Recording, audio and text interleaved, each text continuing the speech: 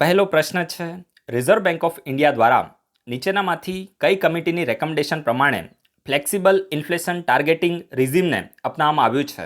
એટલે કે નીચેનામાંથી કઈ કમિટીએ એવી ભલામણ કરી હતી કે ભારતમાં ફુગાવો એટલે કે ઇન્ફ્લેશન 2થી લઈને 6% વચ્ચે હોવું જોઈએ, રાઈટ? તો તમારી પાસે ઓપ્શન છે નચિકેત મોર કમિટી, બીજો ઓપ્શન છે ઉર્જિત પટેલ કમિટી, ત્રીજો ઓપ્શન છે રંગરાજન કમિટી અને ચોથો ઓપ્શન છે બિમલ જલાન કમિટી. બીજો પ્રશ્ન નાસાના ગ્રેટ ઓબ્ઝર્વેશન પ્રોગ્રામ વિશે છે. તો નીચેનામાંથી કોનો સમાવેશ નાસાના ગ્રેટ ઓબ્ઝર્વેશન પ્રોગ્રામમાં થાય છે એના વિશે તમારે ઇન્ફોર્મેશન આપવાની છે. પહેલું છે હબલ સ્પેસ ટેલિસ્કોપ, બીજું છે ક્વોન્ટમ ગામા રે ઓબ્ઝર્વેટરી, ત્રીજું છે ચંદ્રા એક્સ રે ઓબ્ઝર્વેટરી. તો આ ત્રણમાંથી કોનો સમાવેશ નાસાના ગ્રેટ ઓબ્ઝર્વેશન પ્રોગ્રામમાં થાય છે? ઓપ્શન છે 1 and 2, 2 and 3, 1 and 3 અને 1, 2, 3. હવે આ એક પેરા આપેલો છે ત્રીજા પ્રશ્નમાં. તો આ પેરા એક કયા ટાઉનશીપને બતાવે છે? સમજી ગયા? તો એના વિશે તમારે ઓળખાણ આપવાની છે. સમજી ગયા? આ ક્વેશ્ચન તમે સમજ્યા ને? આ પેરા કયા ટાઉનશીપ માટે છે એ તમારે સમજવાનું છે. યુપીએસસીમાં આવા પ્રશ્નો બને છે.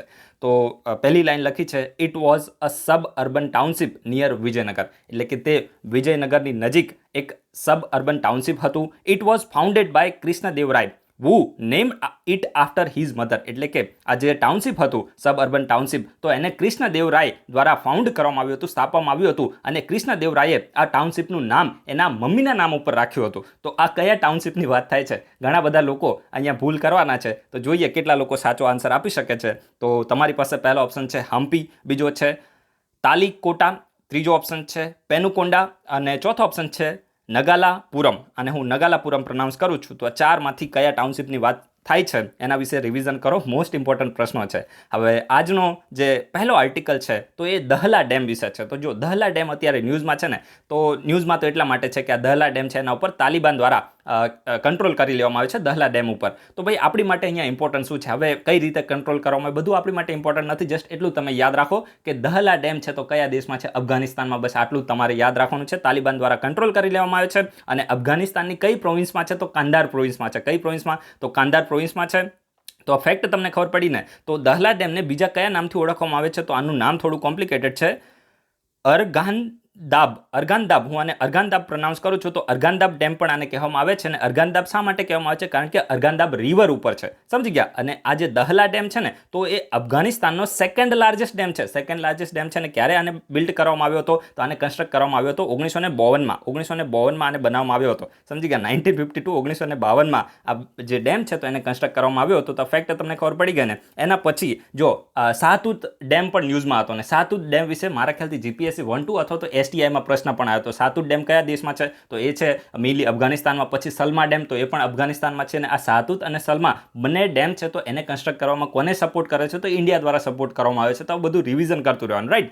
એના પછી જે નેક્સ્ટ આજનો આર્ટિકલ છે તો ગ્લાયફોસેટના વિશે છે. ઇમ્પોર્ટન્ટ છે. ઇન્ડોઆઇસમાં પહેલા આપણે ડિસ્કસ કર્યું હતું. તેલંગાના હાઈકોર્ટે ગ્લાયફોસેટના ઉપર પ્રતિબંધ લગાવવાની ભલામણ આપી હતી, રાઈટ? ત્યારે આપણે આને આજથી ઘણા મહિના પહેલા ડિસ્કસ કર્યો હતો. તો ફરીથી ગ્લાયફોસેટ અત્યારે ન્યૂઝમાં આવ્યું છે. તો ગ્લાયફોસેટ સૌથી પહેલા તો અત્યારે ન્યૂઝમાં શા માટે આવ્યું છે? તો તેલંગાનાની સરકાર દ્વારા પોતાના રાજ્યની અંદર ગ્લાયફોસેટ ઉપર ટોટલી પ્રતિબંધ લગાવી દેવામાં આવે છે. ઇમ્પોઝ બેન એટલે પ્રતિબંધ લગાવી દેવામાં આવે છે. તો કયા રાજ્યએ કર્યું આપણી માટે ઇમ્પોર્ટન્ટ નથી. યુપીએસસીમાં પ્રશ્ન આવશે ને તો કેટલો પ્રશ્ન આવશે કે ગ્લાયફોસેટ ન્યૂઝમાં હતું તો આ શું છે? સમજી ગયા? બસ આટલું તમને ખબર હોવી જોઈએ. આ એક હર્બીસાઇડ છે. હર્બીસાઇડ છે. આ ખાસ નોટ ડાઉન કરી દો. મોસ્ટ ઇમ્પોર્ટન્ટ છે. 2 માર્ક્સ તમને રોકડા આપશે ને આવા પ્રશ્નો બને છે. યુપીએસસી સીધું ઉઠાઈ લેશે આ પ્રકારની ટર્મ કે ગ્લાયફોસેટ ન્યૂઝમાં હતું તો શું છે? હર્બીસાઇડ. તો તમને એમ થાય કે ભાઈ હર્બીસાઇડ શું છે? તો ભાઈ એકદમ સિમ્પલ છે. જે રીતે પેસ્ટિસાઇડ હોય ને, પેસ્ટિસાઇડ શાની માટે યુઝ થાય? તો જંતુઓને મારવા માટે. એવી રીતે હર્બીસાઇડ હોય ને તો નીંદણને ખતમ કરવા માટે. તમને અમુક લોકોને માન લો કે જે વિલેજમાં હશે એને ખબર હશે કે નીંદણ એટલે શું થાય? તો જે મેઇન પાક હોય ને એની આજુબાજુમાં નાના નાના પેલા ઘાસ ને બધું ઉગી જતું હોય એને આપણે નીંદણ કહીએ છીએ. જે લોકો ખેતરમાં ગયા હશે એમને બધાને ખબર હશે.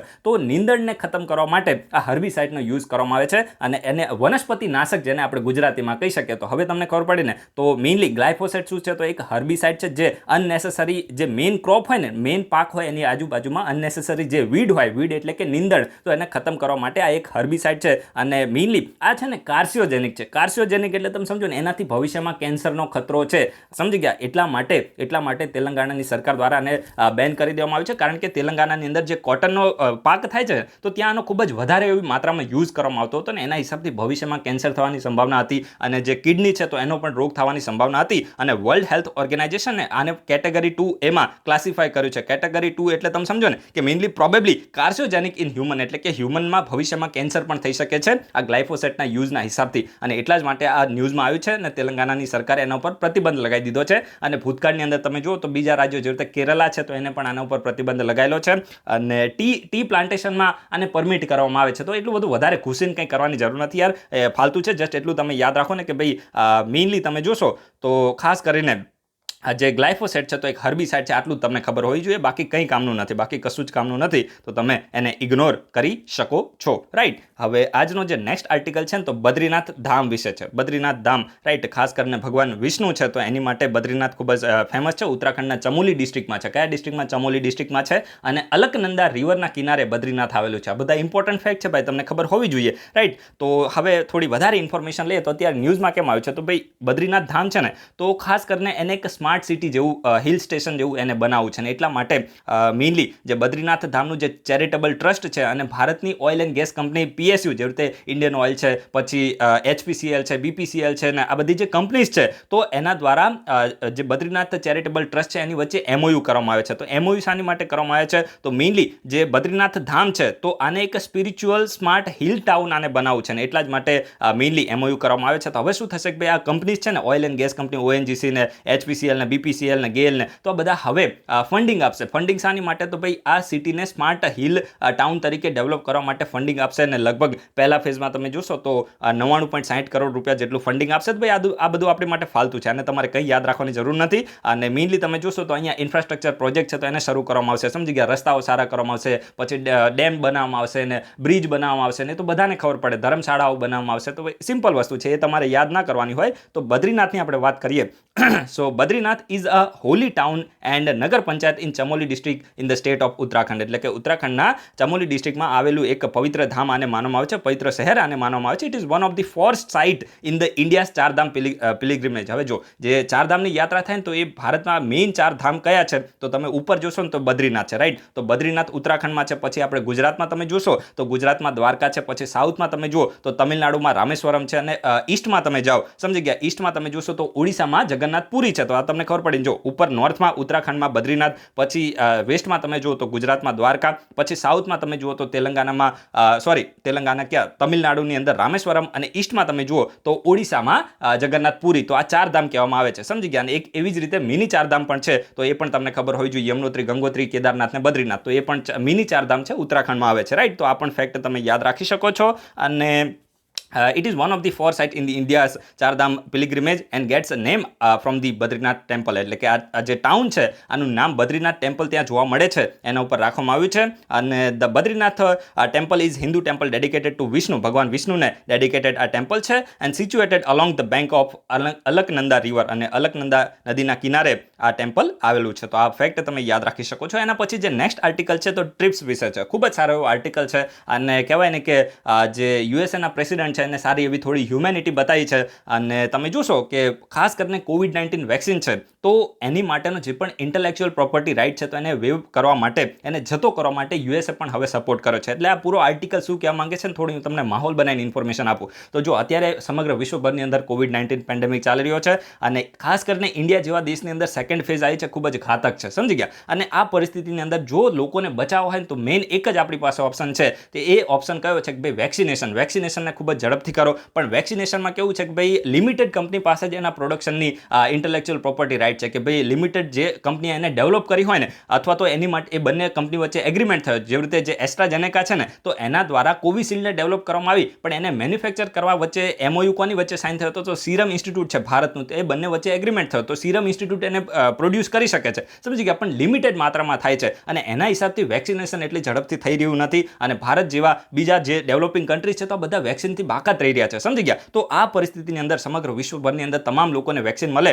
તો એ માટેનું સિમ્પલ સોલ્યુશન એ છે કે ભાઈ આ વેક્સિન માટેના ઇન્ટેલેક્ચ્યુઅલ પ્રોપર્ટી રાઇટ છે ને, જેટલી પણ વેક્સિન અત્યાર સુધી COVID-19 માટે ડેવલપ થઈ છે, બીજી બધી વેક્સિનની વાત નથી, ખાલી ને ખાલી COVID-19ની વેક્સિનની વાત છે. તો એની માટેના ઇન્ટેલેક્ચ્યુઅલ પ્રોપર્ટી રાઇટને વેવ ઓફ કરી દેવામાં આવે, હટાવી દેવામાં આવે અને બધા લોકો માટે એનું પ્રોડક્શન, જેવી રીતે માની લો કે ફાઇઝરની અને મોડર્નાની વેક્સિન છે, પછી રશિયાની સ્પુટનિક છે, પછી કોવિશિલ્ડ છે, કોવેક્સિન આપણી ભારત બાયોટેક અને ICMRની છે, તો આ બધાને જે પણ આના ઇન્ટેલેક્ચ્યુઅલ ઇન્ટેલેક્ચ્યુઅલ પ્રોપર્ટી છે બધા માટે ઓપન કરી દેવામાં આવે, કોઈ પણ દેશ એનું પ્રોડક્શન કરી શકે. તો આનાથી થશે શું કે ભાઈ ખાસ કરીને ડિસેન્ટ્રલાઇઝ થઈ જશે. સમજી ગયા? જે પણ દેશો પોતાની જરૂરિયાત હશે એ પ્રમાણે એને પ્રોડ્યુસ કરીને પોતાના દેશમાં લોકલ લેવલ ઉપર દરેક લોકોને વેક્સિનેશન કરી શકશે. તો આ ખૂબ જ સારું એવું છે. અને એટલા માટે જે ટ્રિપ્સ છે, ટ્રિપ્સનું ફૂલ ફોર્મ શું છે?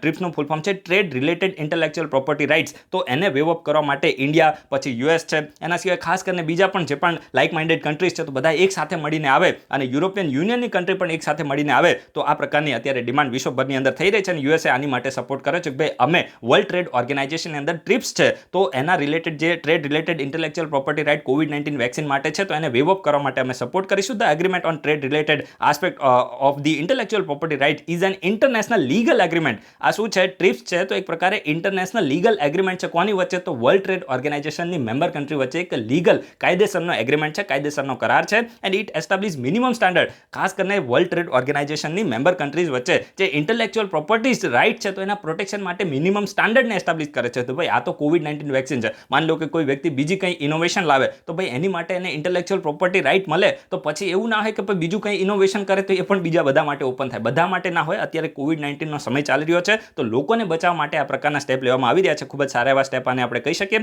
અને TRIPS was negotiated at the end of the Uruguay round. યાદ રાખજો, ટ્રિપ્સને ક્યારે નેગોશિએટ કરવામાં આવ્યું હતું? General agreement on trade tariff and trade છે તો એનું ઉરુગ્વે રાઉન્ડની ડિસ્કશન થતી હતી 1989 અને 1990ની વચ્ચે. તો ત્યારે આને ડિસ્કસ કરવામાં આવ્યું હતું ઉરુગ્વે રાઉન્ડમાં. યાદ રાખજો, ઇમ્પોર્ટન્ટ છે. અને આને કોના દ્વારા એડમિનિસ્ટર કરવામાં આવે છે? તો વર્લ્ડ ટ્રેડ ઓર્ગેનાઇઝેશન દ્વારા એડમિનિસ્ટર કરવામાં આવે છે. મહત્વના ફેક્ટ તમે નોટ ડાઉન કરી શકો છો. અને આજનો જે લાસ્ટ આર્ટિકલ છે તો યુરોપિયન કાઉન્સિલ વચ્ચે છે. તો આજે 8 મેના રોજ ભારત અને યુરોપિયન કાઉન્સિલ છે તો એની મીટિંગ થવાની છે. યુરોપિયન કાઉન્સિલ એટલે તમે સમજો ને, ખાસ કરીને ઇન્ડિયાની યુરોપિયન યુનિયનના મેમ્બર કન્ટ્રી વચ્ચે મીટિંગ થશે. અને આ જે મીટિંગ હશે તો એમાં ભારતના પ્રધાનમંત્રી એ ઇન્ડિયાને રિપ્રેઝેન્ટ કરશે અને યુરોપિયન યુનિયનના જે પણ મેમ્બર કન્ટ્રીઝના હેડ ઓફ ધ સ્ટેટ છે, અત્યારે ખાસ કરીને 27 જેટલા દેશો યુરોપિયન યુનિયનના મેમ્બર છે. તો ઇન્ડિયા અને યુરોપિયન યુનિયનની આ એક પ્રકારે સમિટ જેવું છે. સમજી ગયા? અને 2020માં જુલાઈ મહિનામાં 20મી સમિટ થઈ હતી અને અત્યારે 21મી સમિટ છે. સોરી, 2020માં 15મી સમિટ થઈ હતી અને અત્યારે 16મી છે. તો આ થોડું કરેક્ટ કરી દો કે 2020 છે તો એમાં 15મી સમિટ થઈ હતી, 2021માં 21મી સમિટ છે. રાઈટ? તો આ ફેક્ટ તમે યાદ રાખી શકો છો. પ્રધાનમંત્રી અને યુરોપિયન કાઉન્સિલની મીટ થવાની છે. This year in 2021 the India and European Union leaders meet is to be hosted by the Portugal. એટલે કે જે પોર્ટુગલ છે તો એના દ્વારા આ જે મીટિંગ થશે તો એને હોસ્ટ કરવામાં આવશે. યજમાની કોની પાસે છે? તો પોર્ટુગલ પાસે, કારણ કે યુરોપિયન કાઉન્સિલ છે તો એની ચેરમેનશિપ અત્યારે કોની પાસે છે? તો પોર્ટુગલ પાસે છે. અને એટલા જ માટે મીટિંગને હોસ્ટ પણ પોર્ટુગલ કરવાનું છે. And the PM Modi is two participate in the meet along with the other government heads of the member of the European union. એટલે કે યુરોપિયન યુનિયનના જે હેડ ઓફ ધ સ્ટેટ છે, 27 જેટલા દેશો એના મેમ્બર છે, તો એના હેડ ઓફ ધ સ્ટેટ અને પ્રધાનમંત્રી મીટિંગની અંદર પાર્ટિસિપેટ કરશે. The leader are exchange the views on કોવિડ-19 and also the foster of the sustainable, એટલે કે સતત એન્ડ ઇન્ક્લુઝિવ ગ્રોથ. એટલે કે ઇન્ક્લુઝિવ એટલે સમાવેશી વિકાસ આપણે કઈ રીતે કરી શકીએ તો એ માટેની અહીંયા ડિસ્કશન થવાની છે. કોવિડ-19 ઉપર પણ ડિસ્કશન થશે. મોટી મોટી વાતો છે. Right? In 2020 the 15th India EU summit was held. 2020માં 15મી ઇન્ડિયા અને યુરોપિયન યુનિયનની સમિટ થઈ હતી અને આ 16મી છે. And India and European Union expected to discuss on the free trade deal. અને ઇન્ડિયા અને યુરોપિયન યુનિયન વચ્ચે ફ્રી ટ્રેડ એગ્રીમેન્ટ થાય તો એ ઉપર પણ અહીંયા ડિસ્કશન કરવામાં આવશે. જેવી રીતે ઇન્ડિયા અને આસિયાન વચ્ચે ફ્રી ટ્રેડ એગ્રીમેન્ટ છે એવી રીતે ઇન્ડિયા અને યુરોપિયન યુનિયનની મેમ્બર કન્ટ્રીઝ વચ્ચે પણ એસ્ટાબ્લિશ થાય તો એ માટે પણ ડિસ્કશન થશે. યુરોપિયન કાઉન્સિલની આપણે વાત કરીએ તો council meet at least twice in 6 months. 6 મહિનામાં એટલીસ્ટ ઓછામાં ઓછી 2 વખત તો મળે છે. એનાથી વધારે વખત પણ મળી શકે યુરોપિયન કાઉન્સિલ. તો at least twice in 6 months and all the 27 head of the member state participate in the meet. એટલે કે જ્યારે પણ આની મીટિંગ થાય ને તો 27 જેટલા જે મેમ્બર કન્ટ્રીઝ છે તો બધાના હેડ ઓફ ધ સ્ટેટ જેવી રીતે પ્રેસિડેન્ટ હોય કે પ્રધાનમંત્રી હોય તો પાર્ટિસિપેટ કરે છે. And the high representative of the foreign countries also take a part in the meet when the foreign affairs are discuss. એટલે કે જ્યારે પણ માની લો કે કોઈ ઇન્ટરનેશનલ મેટરને ડિસ્કસ કરવામાં આવતી હોય મીટિંગની અંદર તો જે પણ દેશો હોય, સમજી ગયા, તો ફોરેન કન્ટ્રીઝના જે પણ હાઈ રિપ્રેઝેન્ટેટિવ હોય, જેવી રીતે એમ્બેસેડર હોય અથવા તો હાઈ કમિશનર હોય, તો એ પણ આ મીટની અંદર પાર્ટિસિપેટ કરે છે. તો આ બેઝિક જસ્ટ ખાલી પોઈન્ટ છે. તો ઇન્ડિયા અને યુરોપિયન યુનિયનના રિલેશન વિશે કંઈ પણ લખવાનું આવે તો તમે આને ક્યાંક કોટ કરી શકો છો. So guys, thanks for watching. આ સોશિયલ મીડિયા પ્લેટફોર્મની લિંક આ વિડીયોના ડિસ્ક્રિપ્શન બોક્સમાં મળી જશે અથવા તો જે આઈડી છે તો ઉપર આપેલા છે. ટેલિગ્રામમાં જસ્ટ ખાલી તમારે ઇન્ડો IASને સર્ચ કરવાનું છે તો પણ લગભગ આપણા ત્યાં 5300 કે સમથિંગ કંઈક મેમ્બર હશે. અને જે ઇન્સ્ટાગ્રામ છે તો એમાં પણ આપણું આઈડી છે indo.ias, તો ત્યાં પણ તમે એડમિનનો કોન્ટેક્ટ કરી શકો છો. હવે ભવિષ્યમાં વોટ્સઅપ ગ્રુપ છે તો બનવાના નથી અને જે હાલ ચાલુ છે એને પણ નજીકના ભવિષ્યમાં બંધ કરી દેવામાં આવશે. So guys, thanks for watching. તમારા બધાનો દિવસ શુભ રહે.